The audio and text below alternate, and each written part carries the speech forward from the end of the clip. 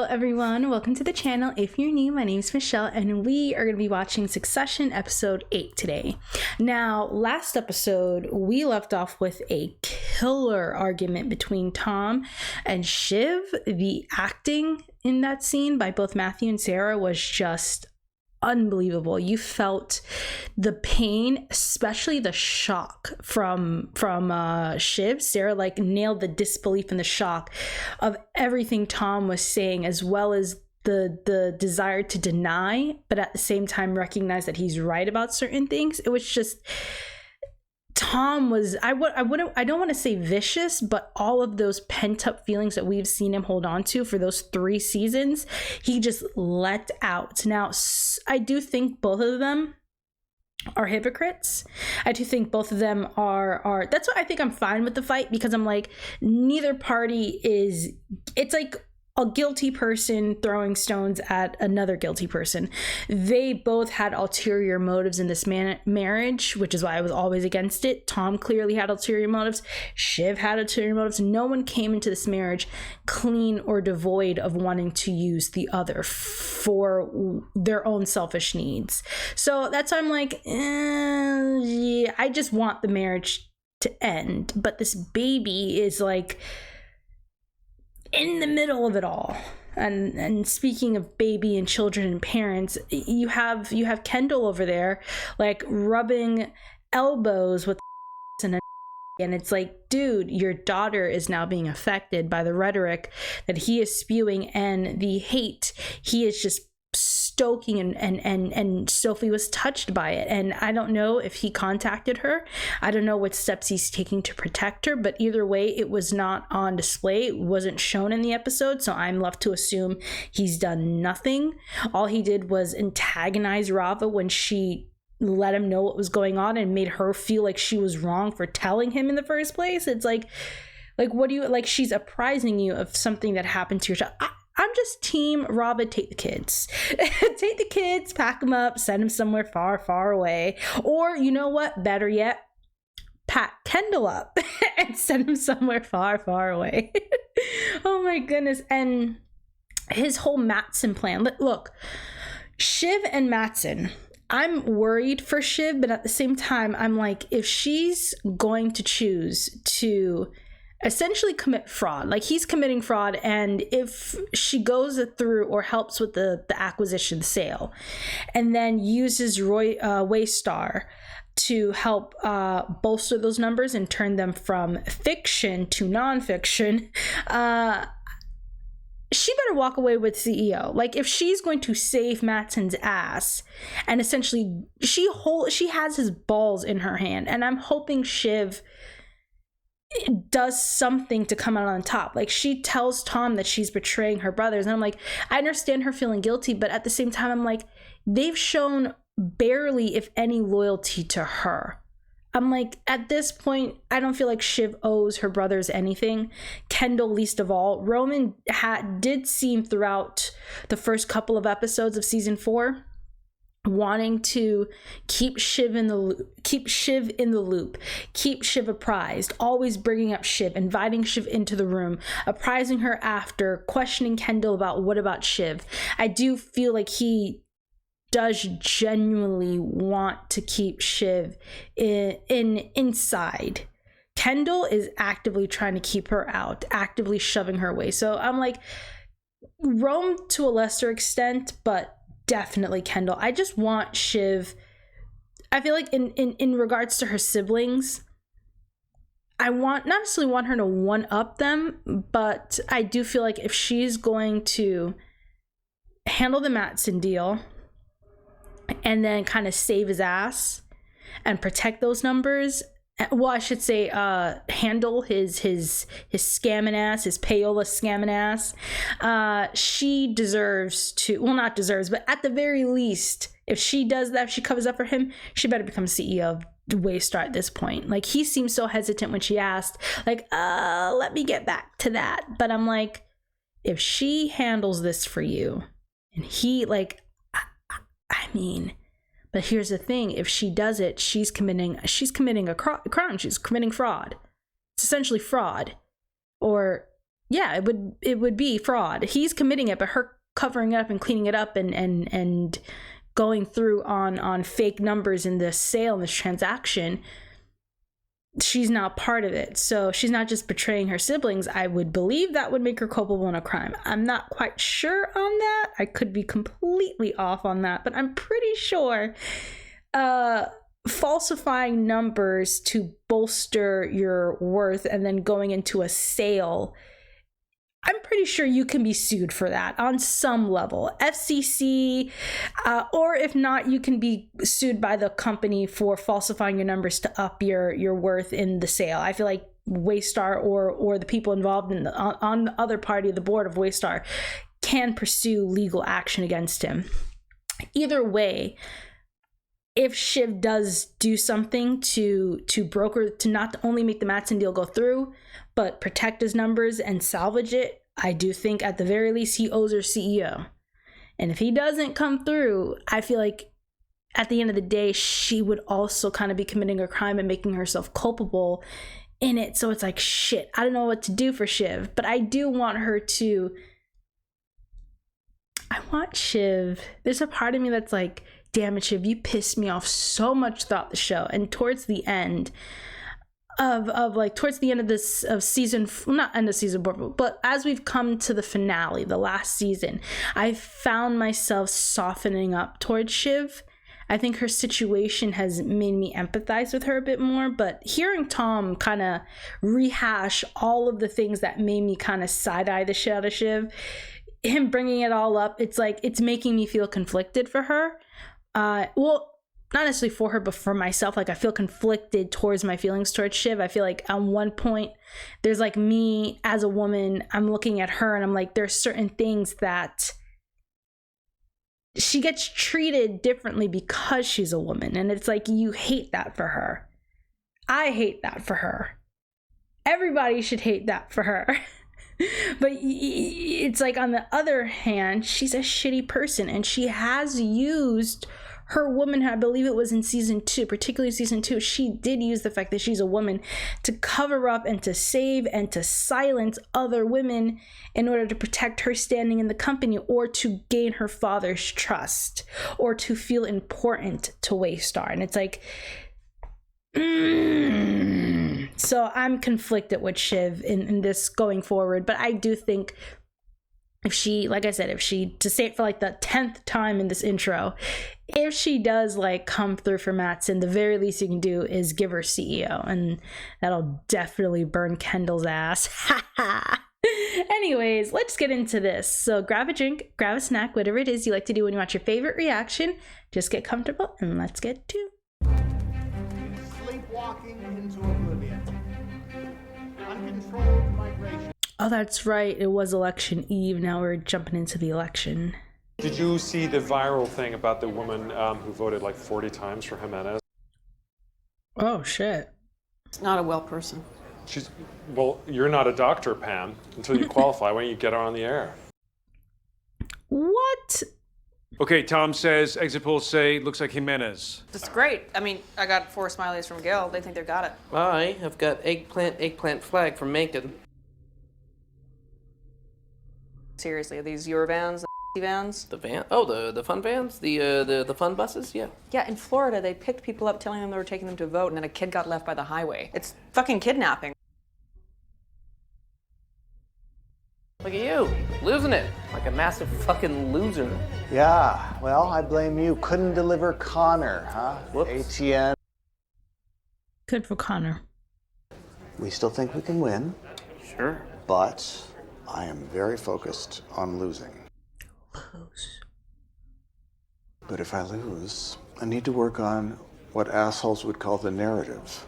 Uh-huh. Okay. Like insurgent campaign, unfairly I want to be the president.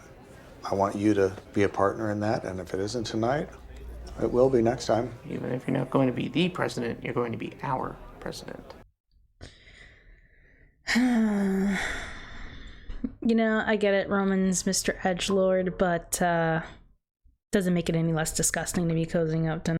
But you know, hey, do you, Roman? In terms of the me of things and like how to play it, Because Matsson, he treated me quite abominably.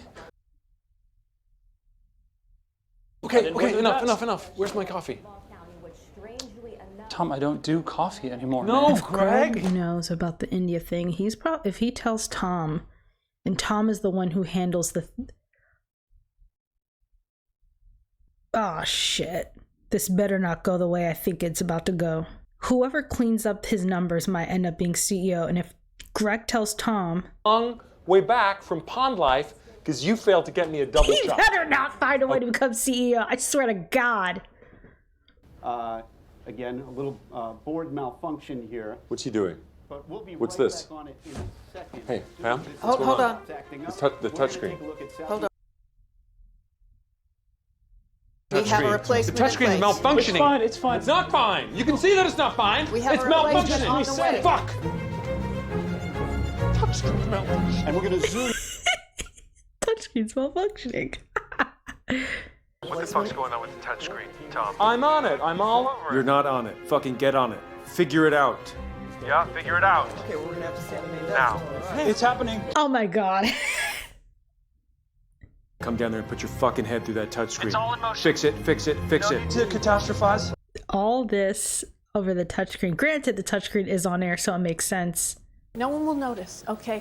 We've done this before. We have 3, and they're all Nah, lined Twitter. No one will would notice. I definitely noticed. notice. Am I no one? Do I look like no one? Huh? Do I? Tom? Yes. Can I? Maybe upstairs if I feel like it. Can I have a word? This is Really? Won't take long, Tom. You scared that I'm gonna blab about you and Matsson? Jesus fucking Christ, Tom. What? My father just died, yeah? Yeah. My father just died. I'm sorry, but can I get my... Sure. What does that mean? Sure. Sure. It means you hated him, Siobhan. I didn't hate him. I loved him. Well, it was complicated. You also sort of killed him. Wow. What? Sort of. Sort of. Oh, yeah, sort of. That's the Yeah. part that I'm going to remember. What? What? Actually, also, I'm pregnant. Yeah, by you. That even true? What? Just get a divorce! New position or tactic? Or what? What? Divorce.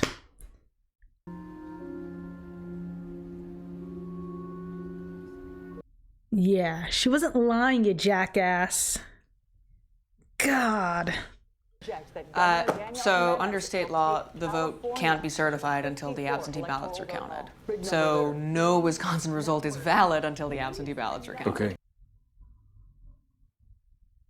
Mencken says we're done. Wisconsin's done. That's their position. But, well, no. There's like 100,000 absentee Milwaukee ballots missing. So FVA is saying they have enough vote reported to call Wisconsin. So Freedom Voice America and Very News are calling. Great, the maniacs. Wow. Well, can't get outflanked and we need to be fast, so I think we should call it. No. I want to say a few words about the emerging situation in Milwaukee. A situation the American people are watching with... Man, screw these Mencken people for doing this bullshit.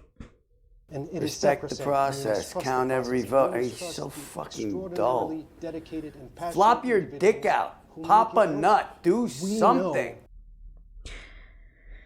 That's a shame that you need people to do that in order to actually listen to what's coming out their mouths.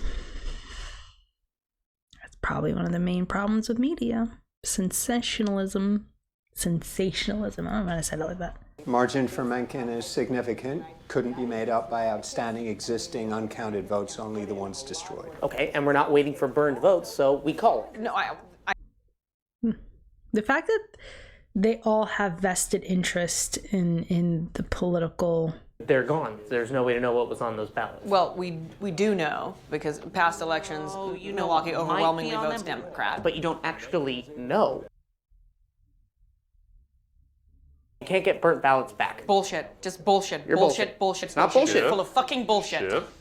What? You sound a little unhinged. You fucking watch it, Tom. Okay, Kendall. Also, fire favors GOP, claims Mad. Pausing it. Okay, You know why I hate this? Not because either one of them has a valid point. It's because both of them who are arguing this have vested personal interest in their own futures in how Wisconsin calls. And I bleeping hate that shit. They're not impartial. And one's holding off on calling it because they don't want it to go red, and the other one's holding off because they don't want it to go blue. Both of them have personal vested interest in whether or not Mencken wins or Jimenez wins. And I hate that. I hate that so much. The fact that these three chuckleheads are so enwrapped. Their business deals and their personal careers are so wrapped up with politicians and getting in bed with them, funding their rise, using the media to turn the narratives in their favor. Also, so people who already have everything can get more. They're both wrong. We just know. Okay, well, we're not going to rerun the election. And if the right gets wrongly blamed for this, what would that do? If the left does? Could get nasty. So yeah, maybe some of the crazies heard they were underperforming and decided to stop the counting and destroy the evidence. And so yeah. Oh my God, they're pushing that narrative. Bullshit, Roman, fuck you.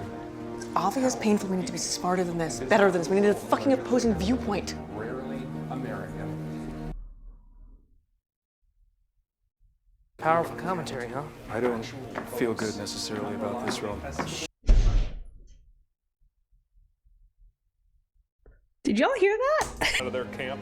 It only burnt Democratic votes. Yeah, you know, it's one of those picky fires. Yeah, Kendall, you know what's happening is wrong, and you just stood by and let Roman steamroll it. And Roman's a piece of shit for that. Mencken will block the deal. Straight up. In exchange for our support tonight. In so many words? Or? In those words.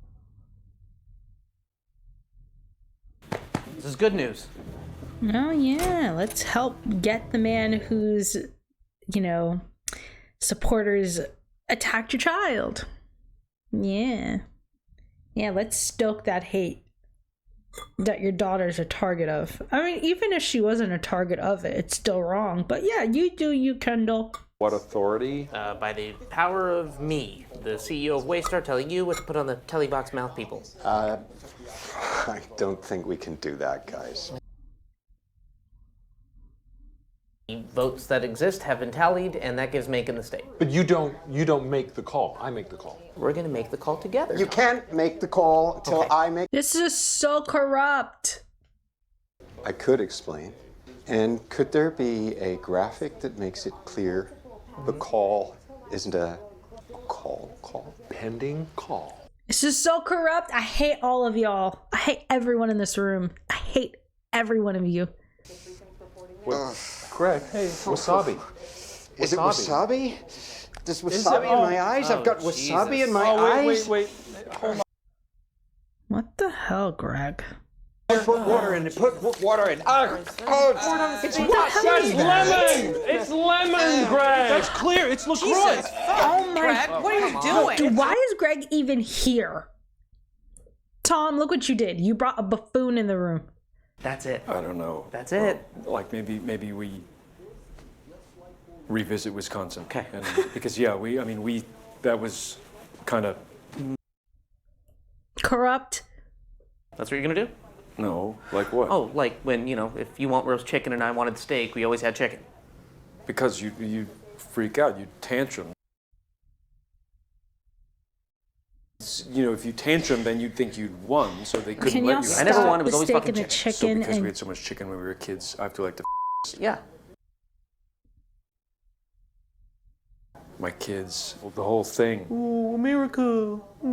Well, I mean, it is kind of a nice idea, all the different people together. What? Roman needs to be locked in a goddamn box and ship him off to wherever the hell he wants to go. Put him in the ocean. Gather everyone who thinks like Roman and put him in a box and ship him off into the ocean at this point. fucking prissy. Okay, maybe we could deal with a dose of that, right? Like a nice little dose of the frighteners, wine shit back. No. I know one of those fucking No. guys pushed my daughter. She's okay. People are gonna say shit. Yeah, we'll be in the West Wing. Nothing matters, Ken. Nothing fucking matters. Dad's dead. Nothing And the country's matters. just a big pussy waiting to get fucked. Roman has no business being in this room. Where he needs to be is in a mental institution. Lock his ass up. He needs help.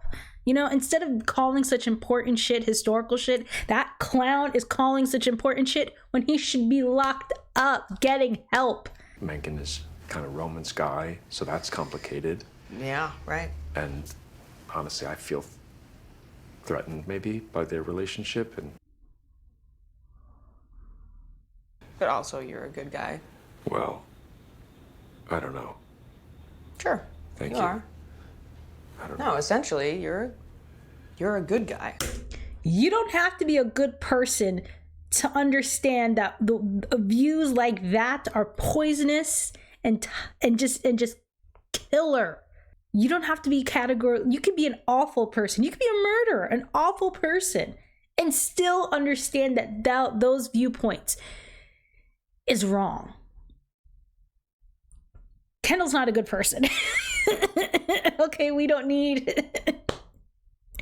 call Kendall a good person to be able to identify that those viewpoints are harmful.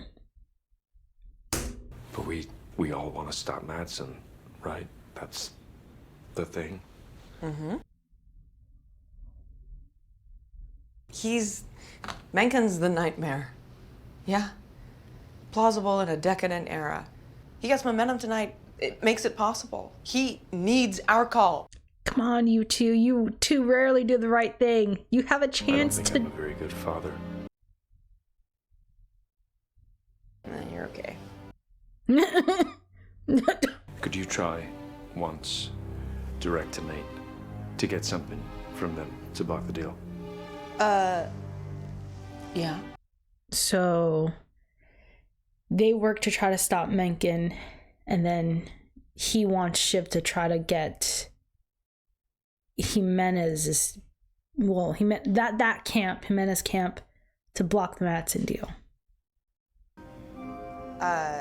Yeah. To be honest, just wondering if Jimenez... Oh my god. Oh shit. These kids, even when they're being vulnerable and open, they're not. They would talk, and that they could see the arguments, and I think it's encouraging. I'm gonna call. I'm gonna be very direct. We just need a little bit more. Don't call him. Why? They're busy. Oh shit. Can't. Oh, Shiv. Trying to rerun an entire election could just send the country in a meltdown. Okay, bad faith argument. I'm telling you. Oh no. He's gonna back Mencken. Oh god. Like the fucking Oh final, no. anyway. Oh Okay, shit. this Oh shit, Shiv. and then Oh Shiv. Oh no. I think you're a good guy. Well, I found it hard to get Nate, so I summarized some impressions. Oh, right. Smart. But you lied. Oh. Right? She didn't speak to Nate. And she's in with Matsson. Sorry, what? No. I got close to him so that I could help. Shiv's fucking us, right? Right? Wow. Shivy? No. I fucking asked you some real questions, Shiv. I wondered why you looked like a goose trying to shit a house brick, you piece of dirt. Okay, but you got yourself a little fucking side deal here? No, I'm not gonna let this happen. There comes a time where you have to stand comes a time. up for what you... Seriously, this is real, okay? Mm-hmm. I have a concern for the state of the Republic and... Hey, Tom, Hey. so call it. You can call it. No. We're calling it? Yeah, we called Wisconsin, now we're gonna call Arizona, so we call the election. We call the election? Call it. No. Call it. Please don't. Hey guys, it's not my call. It's not my call. Okay? It's your call. It's up It's our to you. call. If you say so. I Call say it. so. I say so. Pontius Pilate. Calling it for Mencken. He's calling it for Mencken. Everybody, yeah. So he said, yeah? They just said. I'm calling it for Mencken. Okay. Okay. Lydia, get me Mencken wins. Get the ticker going on ATN Citizens. Let the people know two this mins, feels and ATN is depressing. going to call it.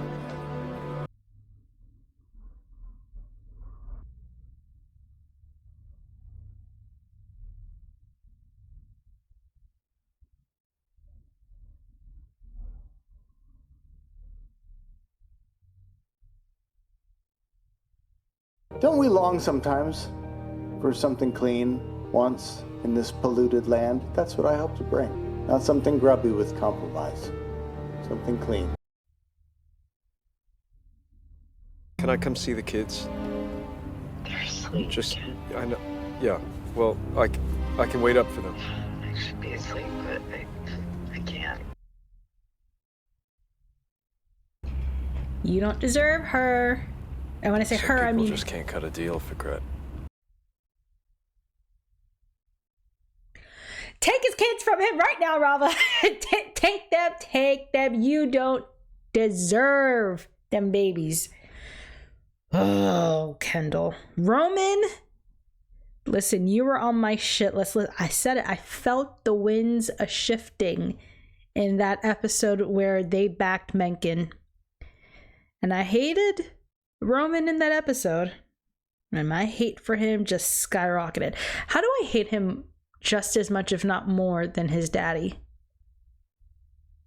Maybe he's now become my Logan. I used to loathe Logan, but now he's dead, and I can only hate him in spirit. But Roman, thank you, Roman, for taking your daddy's place, and now I can hate you. Okay, so that was the worst episode of Succession. When I say the worst, not like the worst written, more like the one that hits a bit too close to home type episode. I think every character stayed true to who we've seen them to be throughout the series. That's one thing, like Succession as a show, while the characters piss me off, I never find myself angry at the writing. If you know what I mean, like there are shows where you get angry with the characters because the writers are so inconsistent. They'll have let's just say they'll have Jim do one thing in episode 7, and then Jim in episode 8 will do something completely counterintuitive, and it's not even like a plot point or anything. It's just inconsistent writing.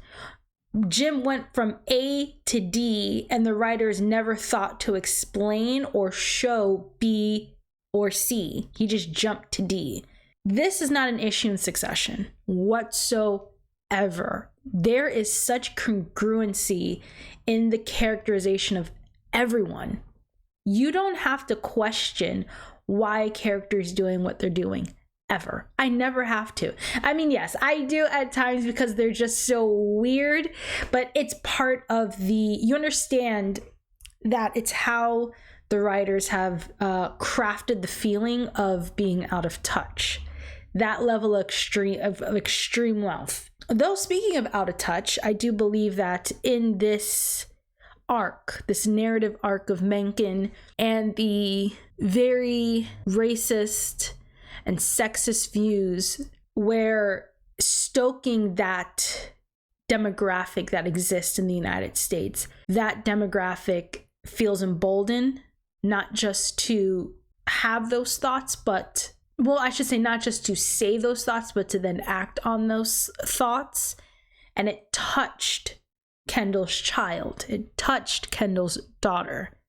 And you would think, like, I always say this, you don't have to be, like, you know how, and this is just an example, an analogy to kind of tie into Kendall and Sophie, but you know how you see a lot of times men will say they didn't get it. The struggles that women go through until they either have a child, a daughter, or they get married. There's like a disconnect between certain struggles of womanhood until they have a girl or till they have a daughter. Or they say, what if that was your daughter?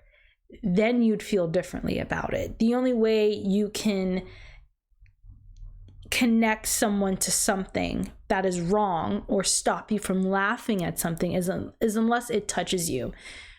The hope, the ideal is that it shouldn't take you imagining your loved one. It shouldn't take having a wife or a daughter. It shouldn't take these interpersonal connections for you to understand that something's wrong or why something's wrong.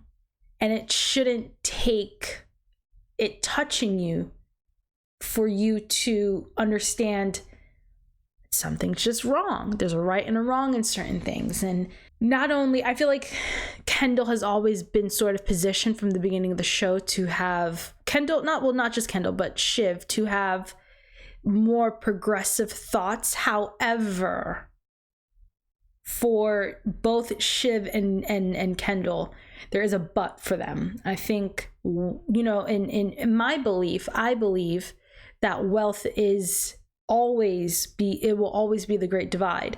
Class systems will always be the great divide. Before sex, before race, that wealth, will always be the great divide. When it comes down to it, before sex, before race, you will see someone choose their wealth before they choose their sex. You will see someone choose their wealth before they choose their race. There is no solidarity. You can find racial solidarity. You can find solidarity in the sexes in terms of bridging the gap, but the solidarity, when I say okay, you can find, when I say solidarity, I don't mean within the group, I mean cross groups. You can find solidarity where women stand with men stand with women. You can see solidarity in race, where no matter what color of skin you are, where you're from, you can find solidarity in struggles.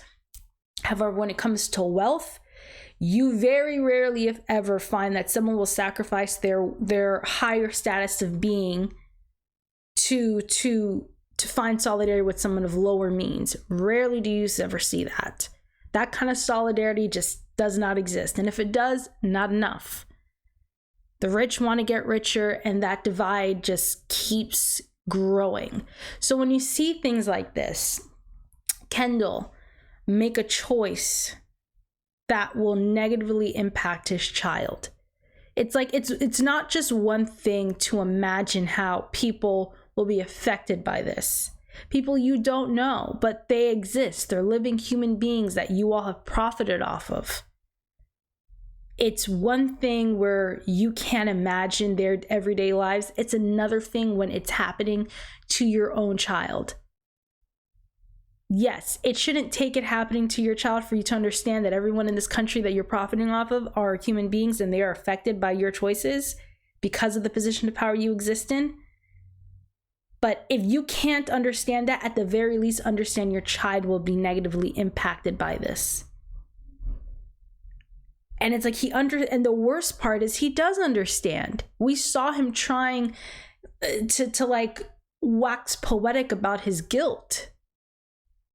We saw it, that entire call. He understands how this impacts Sophie. But does he love her enough, care about her enough to make sure it doesn't swing his... I mean, I don't know if it's what's worse, the fact that he wasn't actively trying to stop it, or he was just standing there not knowing what to do. I don't know what upsets me more. You just standing there the entire episode, following around, or just standing in the room between Shiv and Roman, and you don't say anything until you get angry or feel betrayed. A feeling that trumps your love for your child enters, and that you act on. The feeling of betrayal and anger was enough to make you act and back Mencken, but the feeling of your child's fear and danger wasn't enough to get you to act the other way. You see where I'm going with this with Kendall? It's like, why did you even adopt a child of color? She's not his, right? Because neither one of them is because someone said in the comics they must be adopted. Because I'm like, ain't no way. Like, I know they said I don't know if someone said it was confirmed in the comments whether or not he adopted his kids, but I remember asking about it was in one of the earlier seasons, Rava's ethnicity. Someone said the actress is Jewish, but they don't know whether or not the character is, or that her name was just, I have to find that comment. But someone was saying that the kids, I don't know if that's a spoiler. Did someone spoil me? Either way, she's clearly darker than both mother and father. I will never understand when people adopt outside of their own race and then do not factor in all of the things that come with that. It's like when a mother has a boy, and then you have to factor in all the things that come with the sex and plan accordingly. You do the same thing with race. That just pisses me off with Kendall. He literally stood there for the majority of the episode not knowing what to do. Back Mencken, back Jimenez. He didn't know. What was between it was ultimate control of Waystar or his child. Which one? And he didn't know what to choose. So he just stood there and let his sister and his brother battle for America, essentially. And he did nothing, even though he also had Shiv had a vested interest. While I do think it's layered for Shiv, I feel like Shiv does hold these values. Do I think those values are unbendable? No. I think season 2 really showed that a lot of Shiv's progressive thinking can be bent. And she can act not in accordance of her own viewpoints because it benefits her.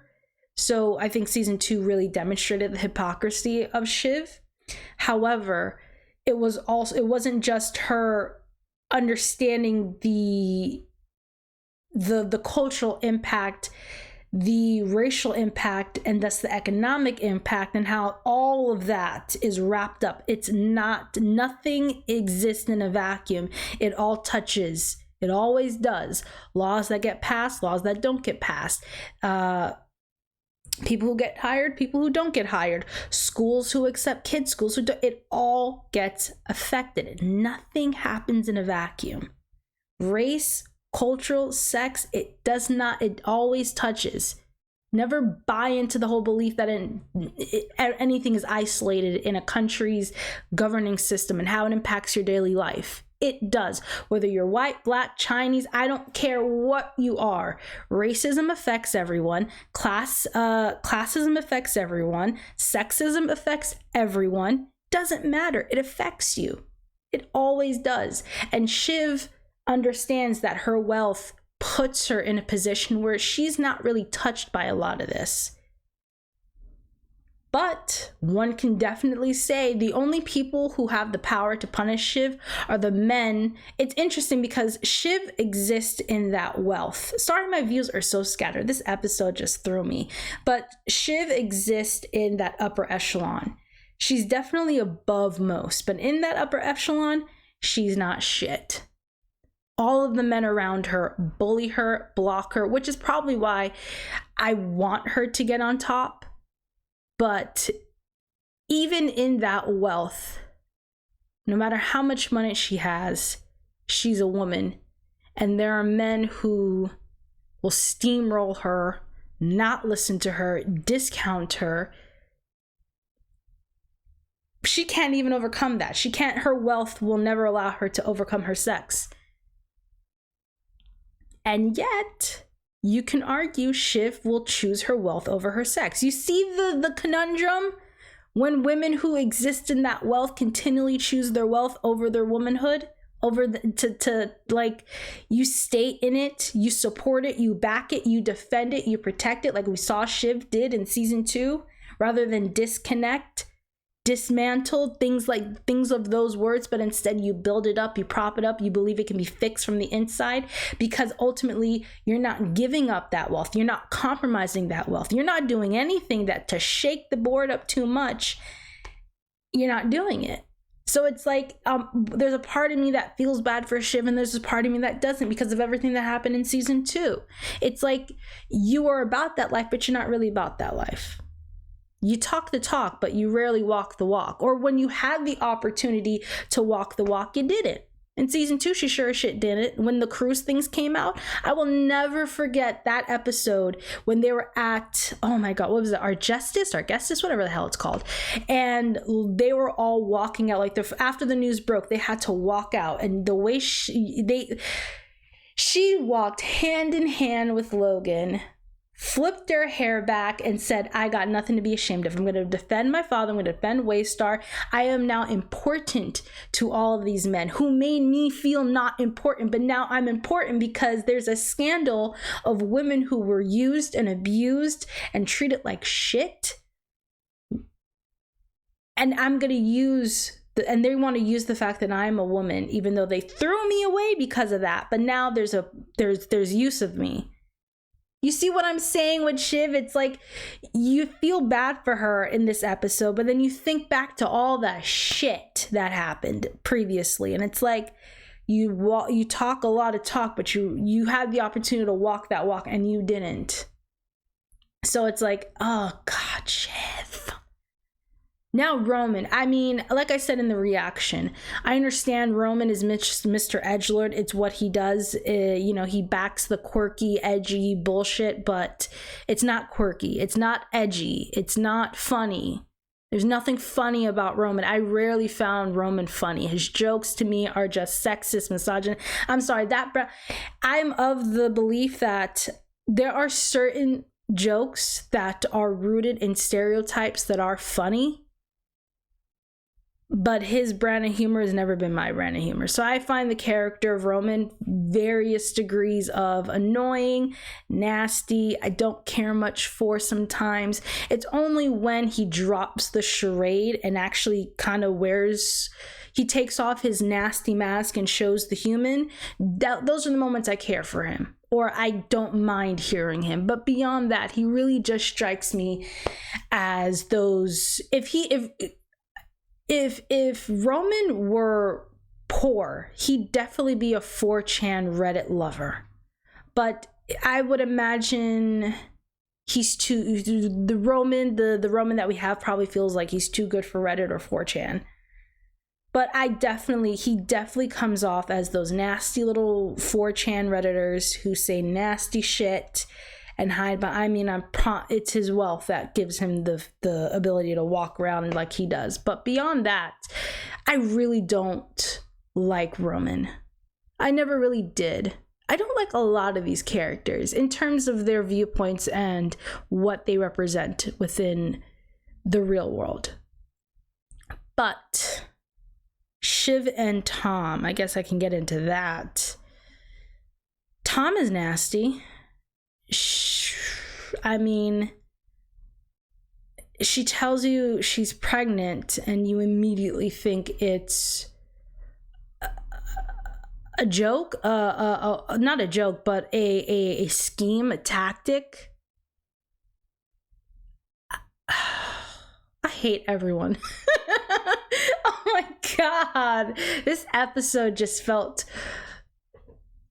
I completely understand what they're going for. I 100% did. It was the wasabi in the eye. It's Greg just randomly like eating sushi around all of these big things that are going on. They're literally deciding whether or not to essentially push for a state to go to a potential president of the United States, and everything's so casual. It's the lack of understanding the gravity of the situation for everyday people rather than themselves. It's the lack of scope It's the lack of understanding. It's the lack of empathy or humanity in these discussions. It's all so done with no care at all. Like, I understand what they were going for in this episode between, and I also will say, Jess is a character that doesn't really get much shine, get much notoriety, but she is, I believe, one of the very few people of color in this show that shows up regularly, but always in the peripheral. I do think the show is very aware of that, and I do believe it is intentional. I'm not saying that Succession is being, the show itself is being racist or whatever. What I'm saying is the way they color in the world, I believe to be, they're trying to be accurate. Jess is someone who is seen and not heard, and if she is heard, it's in a servile tone, or her being yelled at for something that she had absolutely no control over, but it's left in her hands to fix. Her having a moment to kind of, like, she puts on a face in front of Greg, but it was very short, and I do believe that was intentional as well. It's very short, but if you catch Jess, she looks down on her phone like she's about to text someone, and she has like a disgusted look on her face, or a disbelief. But I mean, she's also making a choice to work for these people. She's also making a choice to work for Kendall Roy. She's also making a choice. So it's like, you know, I love things like that. I love this show because as much as I hate it, you hate it, and it brings out such emotion in you because it's so close. It's not to say it's so close to reality. I wouldn't be able to say whether or not it's close to reality because I don't exist in those spaces.